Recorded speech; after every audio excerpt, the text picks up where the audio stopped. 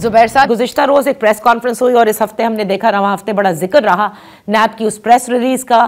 ख्वाजा आसिफ साहब ने जो अल्फाज यूज़ किए उनका ये कहना था कि 25 साल बाद प्रॉपर्टी टाइकून मलिक रियाज पर रियासत ने हाथ डाल दिया और कोई इस खुशफहमी में ना रहे कि हालात बदलने पर रिलीफ मिलेगा, क्योंकि आप ये जानते हैं कि मलिक रियाज साहब के हवाले से कि कोई नहीं, एक सारे सहाफ़ियों ने भी इसके ऊपर सारे वो रिपोर्ट्स भी हुए, फैक्ट्स, कि क्या जर्नल, क्या जज, क्या सहाफ़ी, क्या सियासतदान, क्या ब्यूरोक्रेट, सब इस हमाम में एक थे। तो क्या सब ने ये फैसला कर लिया है कि अब इट्स टाइम कि हम मलिक रियाज को अब दूर करें इस सब चीज़ों से?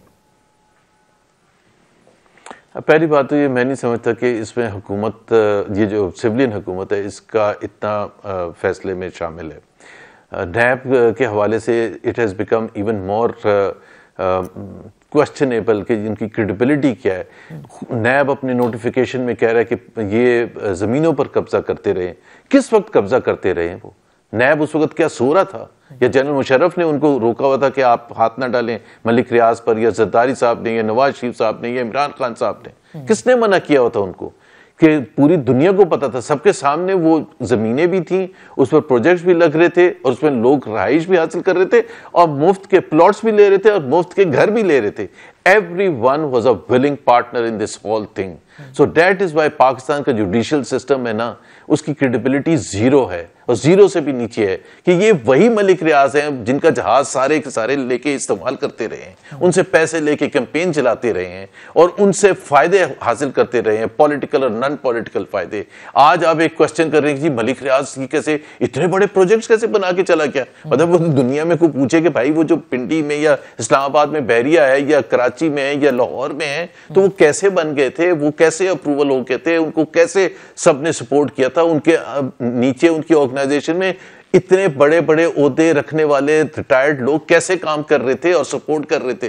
किसी को नहीं कोई होश था, और सडनली सबने, एवरीवन इज नाउ अवेक। और सबसे मज़क्क़त बात यह है कि भाई वो दुबई में कर रहे हैं, आपको 190 मिलियन पाउंड के केस में आप बिल्कुल कह सकते हैं कि जी वो उनके खिलाफ केस है और उनको हमें वापस लाने पाकिस्तान।